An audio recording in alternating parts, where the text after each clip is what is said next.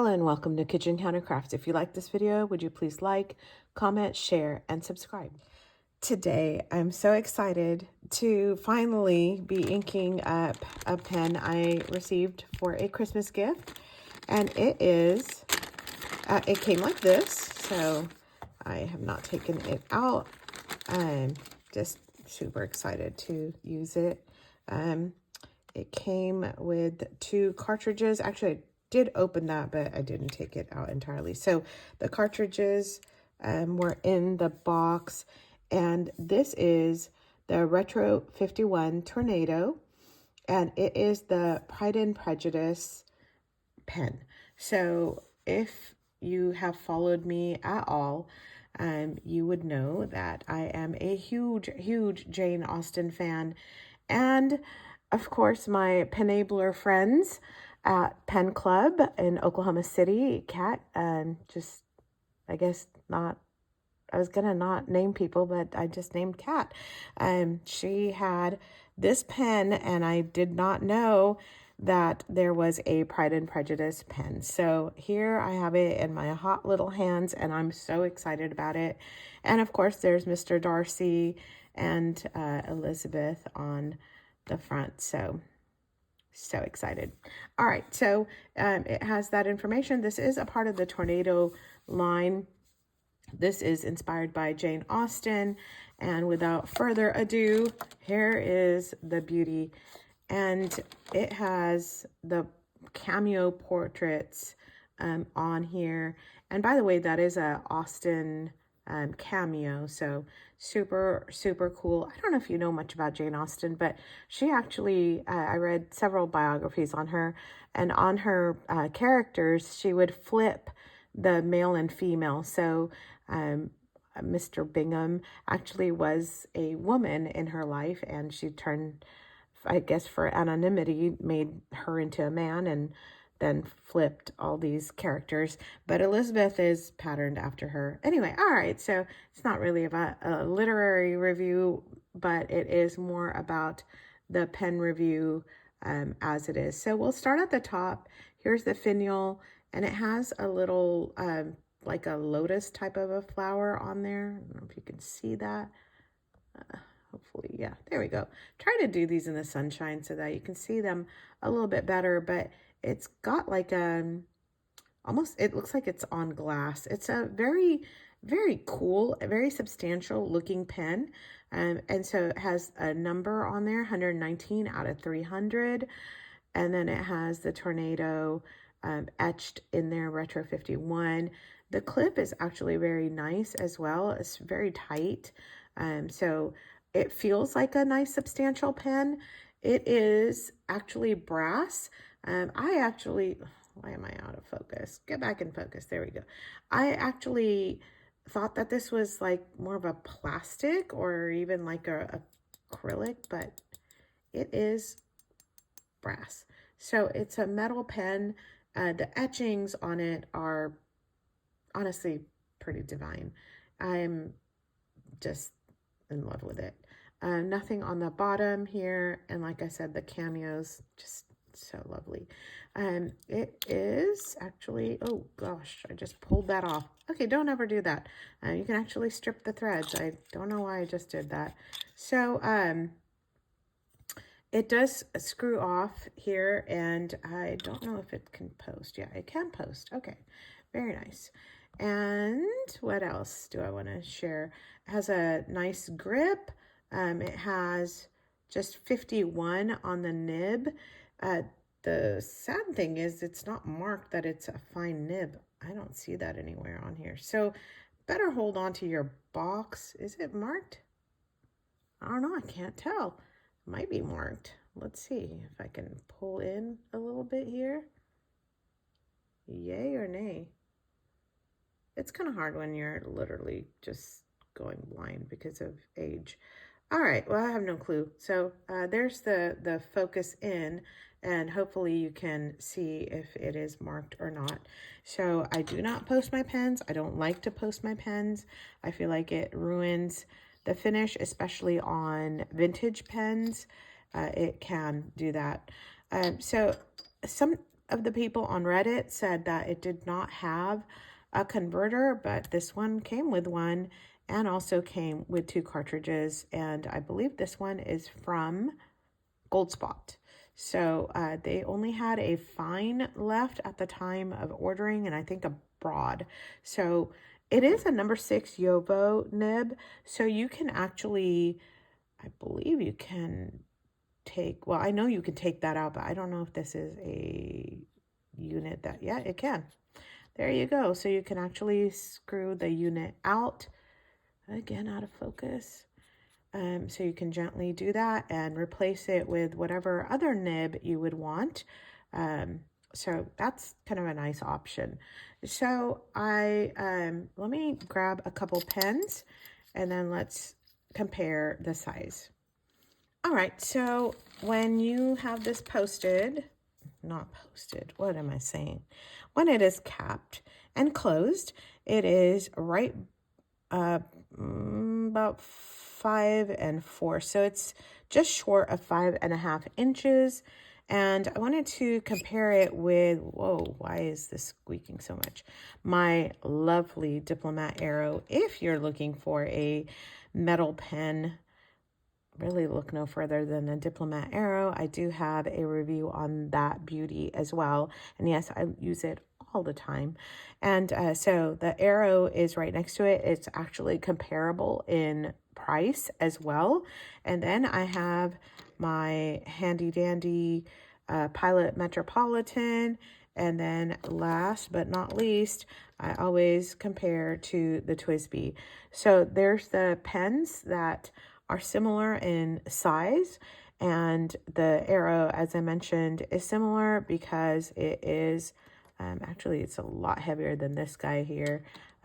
So this is lighter, actually comparable to, no, Metropolitan is still a little bit heavier than this one. It'd be interesting. I wish I had a scale to see what that looks like. Okay, and still cannot believe that I just tried to yank the cap off, and so glad I did not strip it. What a newbie mistake I just made. But that's just to tell you I am not perfect and we make mistakes even though you're well advanced in your hobby. So anyway, all right, so let's take the cap off and then compare the body sizes here. Okay, still about same and same. Interesting. Didn't think that would be.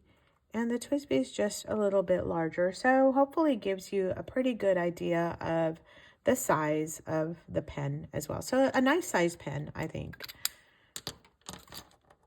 Now, let's see how well it writes.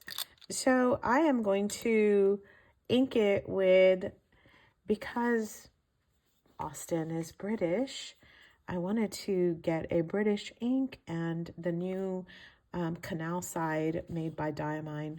So these are anniversary ones, 160 years of Diamine. So anyway, 160th anniversary ink.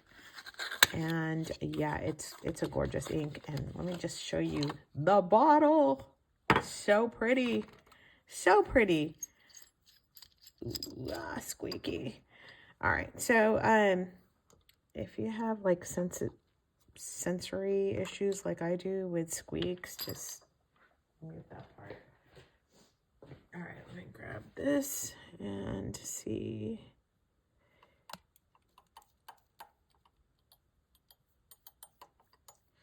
Again, right out of the box, I didn't rinse or do anything. A lot of people say do that, but I don't know, kind of live on the edge here. Okay, let's see how this goes, and stay tuned. I will do a review of that as well. And just lots going on. And I don't know what my deal is lately, but just a bunch of green inks.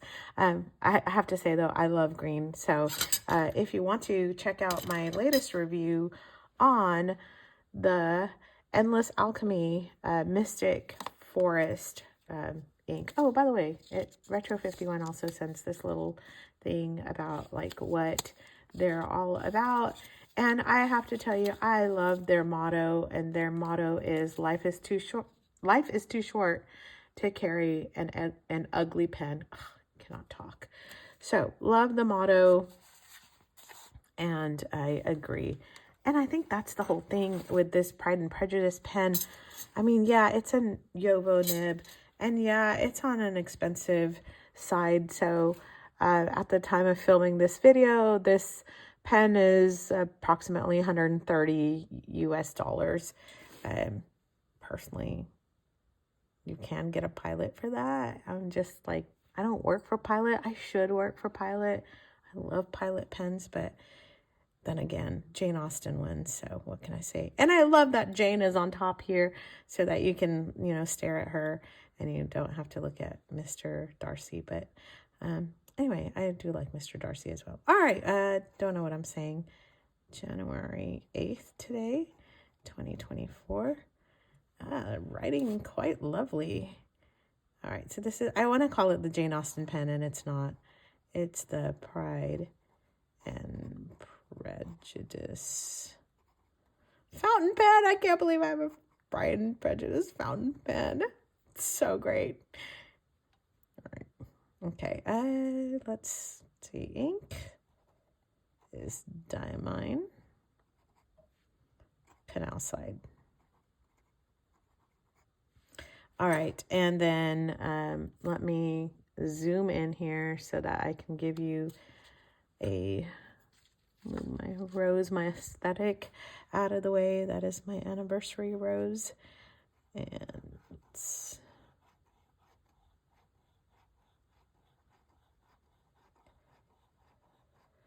smooth, smooth, smooth. Very nice Yovo nib, number 6. So it's really nice size. It's not undersized for the pen. Check out that ink. It's so pretty. And now a writing sample. Can I eke one out in this?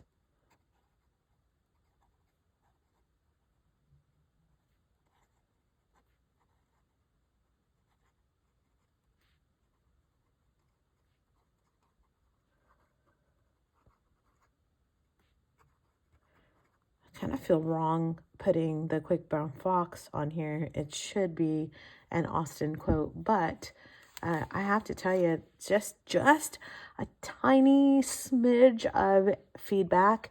I would not be swapping out this nib. I think it's lovely. It writes really well. It's, I don't know if you can hear some of that feedback there. I am so pleasant. Love that. I know that it also comes in different nib widths, but like I said, a lot of places are selling out quickly. So if you are a literary fan, you might want to pick this up. I am so excited I have it. It is such a beautiful pen. I've actually eyed the Retro 51 fountain pens before. There's Frederick Douglass and Lincoln, just kind of ones that I've been looking at.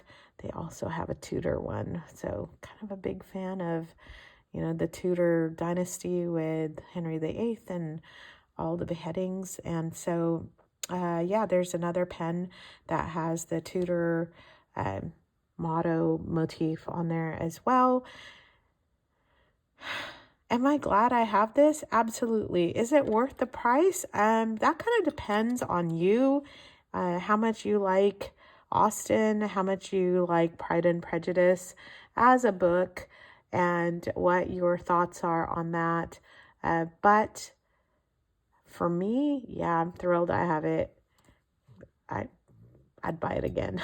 So, yeah, there's my review on this gorgeous beauty, and so happy to have it and so excited to use it. And, you know, one of my, I guess my tests is like, if somebody was to whip out this pen, would I be like, oh, wow, where'd you get that? And on this one, yeah, I totally would be like, where did you get this from? So if you are able to snag one of these, I would encourage you to do that. Act quickly, because I do know they're like flying off the shelf, and rightly so, because they are just that lovely. So I hope you enjoyed that quick review of the Retro 51 literary collection of Pride and Prejudice. And don't carry an ugly pen.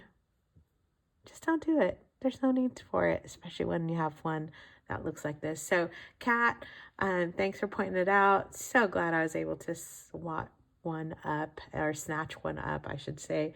And so anyway, all right. I guess the only thing I have left to say is I should have used some Jane Austen ink, but alas, I have none. Just a sample that's kind of dried up. So maybe that's going to be my next purchase. Till the next video, bye.